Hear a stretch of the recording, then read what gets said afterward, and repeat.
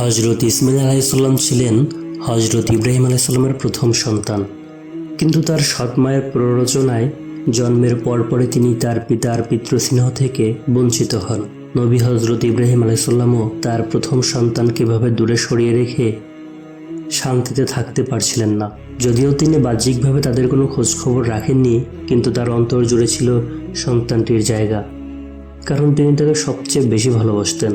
এরই মধ্যে হজরত ইব্রাহিম আলাইসাল্লামের বয়স 9 বছর উপনীত হয়েছে। এ সময়ে একবার হজরত ইব্রাহিম আলাইসাল্লাম তার নির্বাসিত স্ত্রী পুত্রের খোঁজ খবর নেয়ার জন্য সিরিয়া হতে মক্কা শহরে গমন করেছিলেন। তার সে আগমন তারিখটি ছিল 8ই জিলহজ। হজরত ইব্রাহিম আলাইসাল্লাম ওই তারিখ রাতে একটি স্বপ্ন দেখলেন। স্বপ্নে তিনি দেখতে পেলেন আল্লাহ রাব্বুল আলামিন তাকে আদেশ করছেন, হে ইব্রাহিম, তুমি আল্লাহর নামে কোরবানি করো। ইব্রাহিম আলাইসাল্লাম সকালে উঠে আল্লাহর নামে সমস্ত ধন দৌলত বিলিয়ে দিলেন। পরের রাতে আবার স্বপ্নে দেখলেন আল্লাহ তাকে আদেশ করলেন, ইব্রাহিম, তুমি আল্লাহর নামে কোরবানি করো। ভোরে তিনি আল্লাহর নামে 100 উট কোরবানি করেছিলেন, কিন্তু তারপর তিনি আবার স্বপ্নে দেখলেন আল্লাহ তাকে বলছেন, হে ইব্রাহিম, তুমি তোমার সবচেয়ে প্রিয় বস্তুকে আল্লাহর নামে কোরবানি করো। ভোরে উঠে তিনি চিন্তা করতে লাগলেন তার সবচেয়ে প্রিয় বস্তুটি কি। অনেক চিন্তার পর তার মনে হলো আমার সবচেয়ে অধিক প্রিয় তো আমার প্রিয় ছেলে, কলিজার টুকরো ইসমাইল।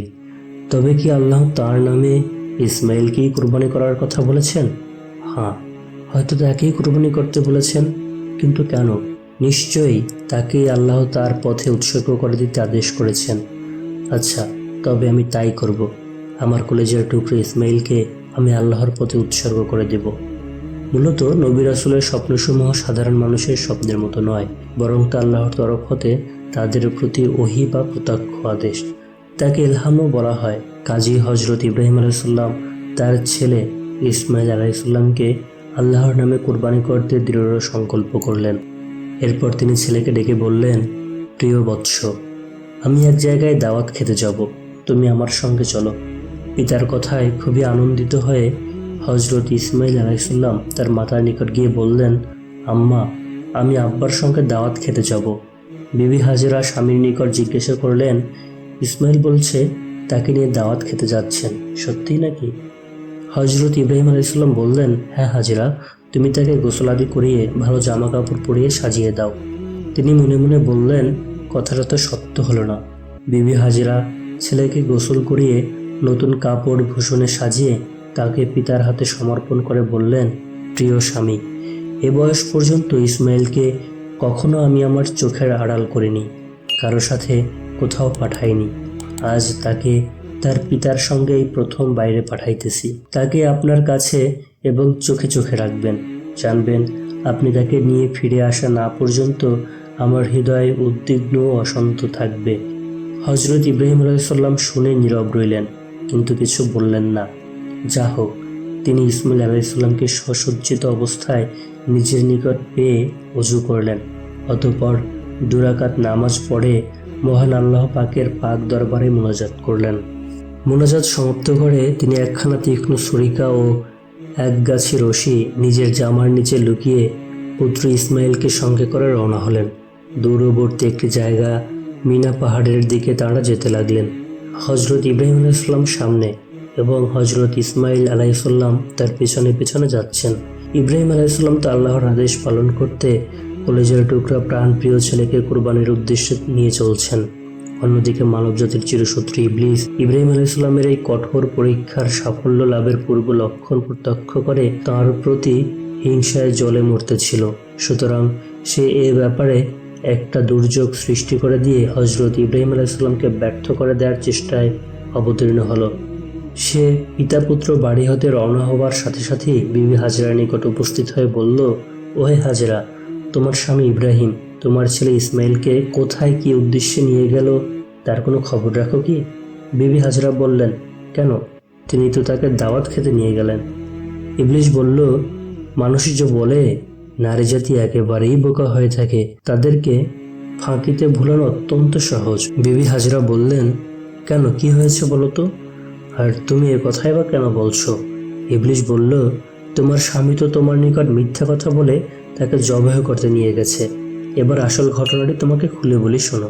আল্লাহ তাআলা তোমার স্বামীকে ছেলে কোরবানি দিতে আদেশ করেছিলেন, তাই তিনি ইসমাইলকে নিয়ে তাকে কোরবানি করার জন্য মিনা পাহাড়ে গেছেন।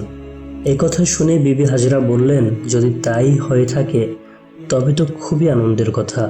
দুনিয়ার অসংখ্য মানুষ থাকতে যদি আল্লাহ তাআলা আমার ছেলেকে কোরবানির জন্য পছন্দ করে থাকেন, তবে এই অপেক্ষা সৌভাগ্যের বিষয় আর কি হতে পারে। ইবলিস দেখলো বিবি হাজরাকে ধোঁকা প্রদান সম্ভব হবে না, তখন সে ইসমাইলকে ধোঁকা দিতে ছুটে গেল। হযরত ইসমাইল পিতার পিছনে পিছনে হাঁটছিলেন। ইবলিস তাকে হাতের ইশারা দিয়ে আরও একটি পিছনে রাখলেন। হযরত ইব্রাহিম আলাইহিসসালাম পিছনের দিকে লক্ষ্য না করে সামনে বেশ একটু এগিয়ে গেলেন। এই সুযোগে ইবলিস ইসমাইলকে বলল, ওহে নির্বোধ বালক, তুমি তোমার পিতার সাথে কোথায় চলছো, বলতে পারো কি? ইসমাইল বললেন, জিয়াফত খেতে। ইবলিস বলল, তোমার পিতা তোমার সাথে প্রতারণা করছে, তোমাকে তো নিয়ে চলছে হত্যা করার জন্য। হযরত ইসমাইল বললেন, তুমি মিথ্যা বলছো, তিনি আমার সাথে প্রতারণা করবেন কেন, আর আমাকে তিনি হত্যাই বা করবেন কেন? ইবলিস উত্তর করলেন, এমনি কি আর তিনি তোমাকে হত্যা করবেন? আল্লাহ তাআলা তোমার পিতাকে ছেলে কোরবানি করার জন্য আদেশ করেছেন, সুতরাং সে তোমাকে ফাঁকি দিয়ে মিনা পাহাড়ে নিয়ে চলছেন। আমার কথা অবিশ্বাস করলে তুমি তোমার পিতার জামার নিচে পরীক্ষা করে দেখো, দেখবে সেখানে একটি ধারালো চাকু এবং একগাছি রশি লুকানো রয়েছে। যদি প্রাণ বাঁচাইতে চাও তবে এখন এই মুহূর্তে তোমার পিতার পিছন দিয়ে দ্রুত পালিয়ে যাও, আর এই মুহূর্ত দেরি করো না। হযরত ইসমাইল ইবলিসের কথা শুনে বললেন, আল্লাহর রাস্তায় কোরবানি হতে পারার কথা তো অত্যন্ত আনন্দের বিষয়। আল্লাহ তাআলা আমার পিতার প্রতি আমাকে কোরবানি করার জন্য আদেশ করেছেন, এ অপেক্ষা আমার সৌভাগ্যের বিষয় আর কি হতে পারে। দুনিয়ার অসংখ্য বান্দার মধ্যে আমাকেই যে আল্লাহ কোরবানির জন্য কবুল করেছেন, এ আমার জন্য পরম আনন্দের। তুমি আমাকে ধোঁকা প্রদান করতে এসেছো, দূর হও আমার নিকট হতে। আমি আমার পিতার নিকট শুনেছি শয়তান মানুষকে সৎ কাজে বাধা প্রদান করে থাকে, নিশ্চয়ই তুমি শয়তান ব্যতীত আর কেউ নয়। শয়তান হযরত ইসমাইল আলাইহিসসালামকে আরও কিছু কথা বলে তাকে পিতার নিকট হতে ভাগিয়ে দিতে চেষ্টা করছিল, কিন্তু শয়তানের উদ্দেশ্য বুঝতে পেরে পাপিষ্ঠ শয়তানকে তাড়িয়ে দিল। এই ঘটনারই স্মৃতি রক্ষার্থে এখন মুসলিমগণ মক্কায় হজ করতে নির্দিষ্ট জায়গায় শয়তানের উদ্দেশ্যে প্রস্তর নিক্ষেপ করে থাকে। ইবলিসের সাথে কথা বলতে বলতে ইসমাইল আলাইহিসসালাম পিতার নিকট হতে অনেক পিছনে পড়ে গিয়েছিলেন এবং ইত্যবসায়ে হযরত ইব্রাহিম আলাইহিসসালাম অনেকটা এগিয়ে গিয়েছিলেন। হযরত ইসমাইল আলাইহিসসালাম শয়তানকে তাড়িয়ে দিলে দ্রুত পিতার নিকট গিয়ে উপস্থিত হলেন। এই সময় হযরত ইব্রাহিম আলাইহিসসালাম তার ছেলে ইসমাইল আলাইহিসসালামের নিকট তাকে নিয়ে রওনা করার প্রকৃত উদ্দেশ্যটি খুলে বললেন, যা পবিত্র কোরআনের ভাষায় এভাবে বিবৃত হয়েছে। প্রিয় ইসমাইল, আমি স্বপ্নে দেখেছি আমি তোমাকে আল্লাহর আদেশে জবেহ করছি, অতএব তুমি চিন্তা করে দেখো, এতে তোমার কি অভিপ্রায়? হযরত ইসমাইল আলাইহিসসালাম বললেন, পিতা, যখন আল্লাহর তরফ হতে আপনাকে এরূপ আদেশ করা হয়েছে আপনি তা নিশ্চিন্ত করে ফেলুন। ইনশাআল্লাহ আপনি আমাকে ধৈর্যশীলদের মধ্যে দেখতে পাবেন। অতঃপর পিতা পুত্র উভয়ই মিনা প্রান্তরে উপনীত হলেন। হযরত ইসমাইল আলাইহিসসালাম বললেন, পিতা, আমাকে জবেহ করার পূর্বে আপনি আমার 3টি ইচ্ছা পূরণ করবেন। প্রথমত, আমার হাত পা উত্তম রূপে বেঁধে নেবেন, যেন জবেহ করার সময় নাড়াচাড়া করতে না পারে। দ্বিতীয়ত, আমাকে উপর করে শয়ন করাবেন, যাতে জবেহ করার সময় আমার মুখের প্রতি আপনার দৃষ্টি না পড়তে পারে ও আমার প্রতি আপনার প্রাণে মমতার উদ্রেক না হয়। তৃতীয়ত, জবেহ করার সময় আপনি চক্ষুদায় উত্তম রূপে বেঁধে নেবেন, আর ঘরে ফিরে আমার দুঃখিনী জননীকে বুঝিয়ে শুনিয়ে সান্ত্বনা প্রদান করবেন এবং আমার রক্তমাখা জামা কাপড় নিয়ে তার নিকট সমর্পণ করবেন এবং আল্লাহর নির্দেশে আপনি আমাকে কোরবানি করলেন একথা তার নিকট খুলে বলবেন। তাকে আমার তরফ হতে আমার আখিরি সালাম পৌঁছে দিবেন। হযরত ইব্রাহিম আলাইহিসসালাম পুত্রের কথায় স্বীকৃতি জানিয়ে তার কাপড়ের নিচে লুকানো রশি বের করে তা দ্বারা হযরত ইসমাইল আলাইহিসসালামের হাত পা মজবুত করে শক্ত করে বন্ধন করলেন এবং জমিনের উপর করে শোয়ালেন। এরপর লুকানো সুতীক্ষ্ণ ছুরিকাখানি বের করে নিজের চক্ষুদায় বেঁধে তার সজোরে ইসমাইল আলাইহিসসালামের গলায় চাপিয়ে দিলেন, কিন্তু তিনি যত চেষ্টাই করলেন হযরত ইসমাইল আলাইহিসসালামের গলায় এক চুল মাত্র ছুরিকা বসল না। তখন হযরত ইসমাইল আলাইহিসসালাম তার পিতাকে বললেন, হে পিতা, ছেলে স্নেহের প্রভাবিত হয়ে ছুরি চালাতে পারছেন না, এতে আপনি আল্লাহর দরবারে জবাবদিহি হয়ে পড়বেন। আবার চেষ্টা করুন এবং শরীরের সমস্ত শক্তি প্রয়োগ করে ছুরিকা চালনা করুন। হজরত ইব্রাহিম আলাইসাল্লাম তাই করলেন। তিনি দেহের সমস্ত শক্তি প্রয়োগ করে হজরত ইসমাইল আলাইসাল্লামের গলায় ছুরিকা চালালেন, কিন্তু তাতেও হজরত ইসমাইল আলাইসাল্লামের গলা এতটুকু মাত্র কাটল না। হজরত ইব্রাহিম আলাইসাল্লাম তখন রাগ হয়ে হাতের ছুরিকা দূরে ছুড়িয়া মারিলেন। তাতে তা একখানা পাথরের উপর পড়ে তা দ্বিখণ্ডিত হয়ে গেল। হজরত ইব্রাহিম আলাইসাল্লাম চক্ষুদয় খুলে ফেলে দেখলেন তার পাশেই ফেরেশতা জিবরাইল আলাইসাল্লাম একটি দুম্বা নিয়ে দাঁড়িয়ে রয়েছেন। তিনি অত্যন্ত দুঃখিতভাবে আল্লাহ তাআলাকে লক্ষ্য করে বললেন, হে মাবুদ, তোমার নিকট কি এমন অপরাধ করেছি যার জন্য আমি তোমার আদেশ পালন করতে সক্ষম হলাম না? তুমি আমার সে অপরাধ ক্ষমা করো।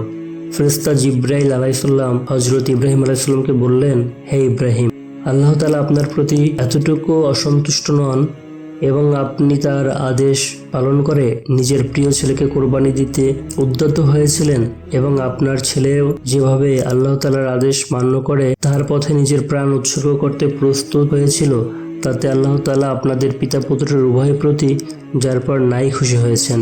তিনি আপনাদের উভয়কে শুধু পরীক্ষা করেছিলেন, তাতে আপনারা উভয় উত্তীর্ণ হয়ে পরম সাফল্য অর্জন করেছেন। এবার তাঁর কৃতজ্ঞতা জ্ঞাপন স্বরূপ আপনি এ দুম্বাটিকে আল্লাহর উদ্দেশ্যে কোরবানি করুন। হজরত ইব্রাহিম আলাইহিস সালাম তখন উক্ত দুম্বাটিকে আল্লাহর নামে জবাহ করলেন।